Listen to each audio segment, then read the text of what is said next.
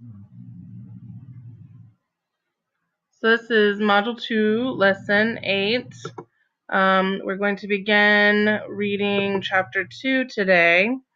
But before we do that, let's talk about a couple things. We're still looking at overall the conditions on the front and how those conditions affected the soldiers.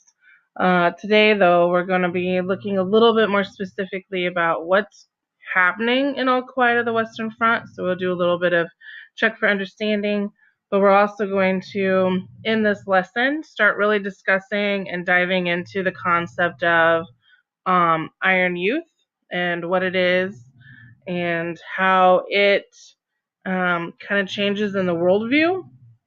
Well, that kind of comes in a little bit more in the second half, but at least in the first half, we're going to kind of brainstorm what you think the Iron Youth is. So in your notebook, I want you to brainstorm one reason why Cantrick, and remember Cantrick is Paul and the boys' teacher, the one that really kind of manipulated, peer pressured, talked about the war so much that it convinced the boys to join. So they weren't really volunteering of their own free will. It's kind of like forced volunteerism. So in your notebook, one reason why you think Cantrick might have referred to Paul and his friends as the Iron Youth. So if you don't know what Iron Youth is, just based off of the two terms iron and youth, go from there. No wrong answer.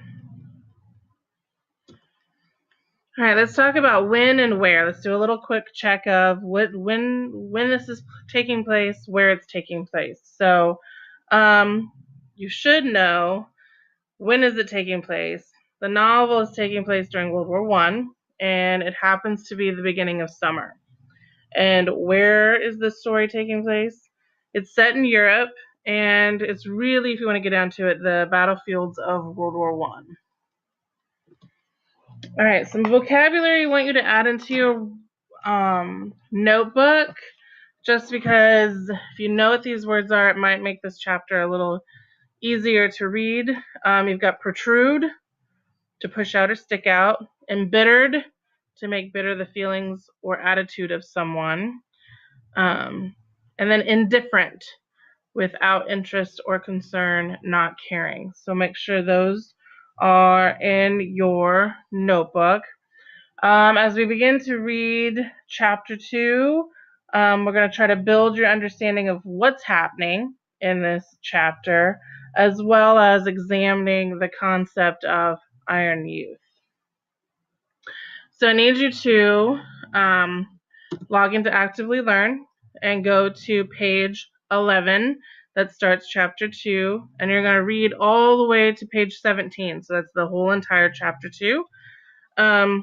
While you're reading, I want you to write down, and you can annotate on the thing. I know it will help everybody else too, but that's not necessarily a bad thing if you annotate on the document.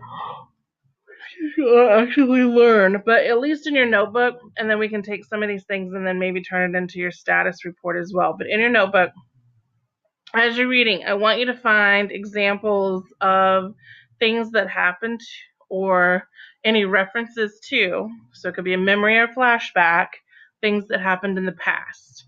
And when you write those little things down, just put a little P, meaning that these things happened in the past. So look for any kind of examples of memories or flashbacks.